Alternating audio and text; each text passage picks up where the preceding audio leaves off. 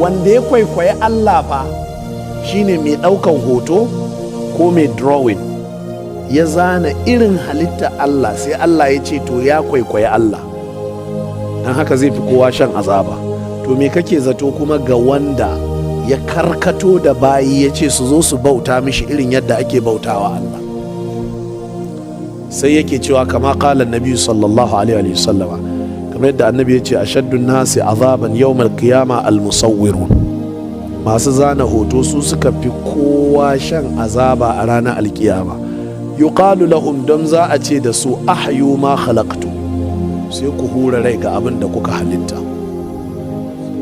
ranar alkiyama. Na duk ɗaya ne, kawai ba wani bambanci, zamani ne kawai. Masu zanawa da hannu da waɗanda suke ɗauka da kamera duk ɗaya ne, duka babu bambanci. Ai shi yasa muka ɗan tattauna matsalar kaɗan jiya, muka ce amma ita matsalar a yi haƙuri, matsala dangane da hoto akwai babi na musamman a nan cikin kitabul kaba'ir, a nan ne za mu tsaya a tattauna ta. Yadda wannan yake zanawa haka shi ma wannan yake ainihin ɗauka da kamera ban da ɗauka duk ɗaya ne. Abin da za ka duba, wanda yake zanawa ma surar ba ta fita keke da keke kamar wanda yake ɗauka da kamera. Shine Allah ya yi halitta, kai kuma ka je kana kwaikwayon shi, to za ku haɗu da Allah don ka kwaikwaye shi a aikin shi. Ranar kiyama sai a ce sai ku hura rai.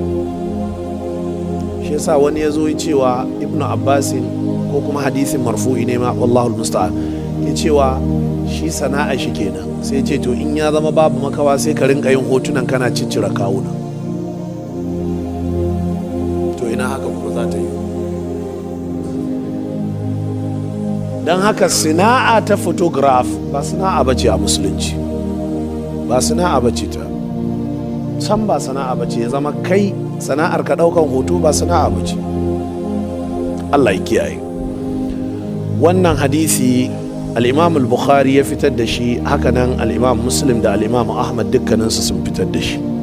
Wa fi sahihi, hakanan hadisi ya zo a cikin as-sahih, na fata an gane, an fahimta. To kaga anan gashi nan sai bayyana Bukhari din yake nufi. Anhu, daga annabi sallallahu alaihi wa alihi sallama, annahu qala, annabi yace qala Allahu azza wa jal, Allah yace wa man azlamu mimman zahaba yakhluqu khalqan ka khalqi, wane ne yafi zalunci fiye da wanda ya ta kokarin yin halitta irin tawa? Falyakhluqu dharra, to sai su halicci zarra, dan karamin kwaro ne. Aw liyakhluqu habba, ko kuma sai su halicci kwaya kamar kwaya hatsi ko kwaya shinkafa. Aw liyakhluqu sha'ira, ko kuma sai su halicci sha'ir, aburo ko alkama. In dai halitta za su kwaikwaya, to ba wai kwaikwaya ba, su halicci ko da kwayar zarra mana, ko da ainihin shinkafa ko masara. Mana yace fanabbaha bi zarra wa sha'ir ala ma huwa a'zam minha wa akbar. A cikin wannan hadisi sai Allah ya faɗakar da wanda di yake son ya kwaikwayi Allah, in dai kwaikwayon ne, to in ya zama kwaikwayon Allah game da ƙananan halittu haka laifi ne, to kuma me kenan ake nufi dangane da mafi girman su? Shi ya fi laifi.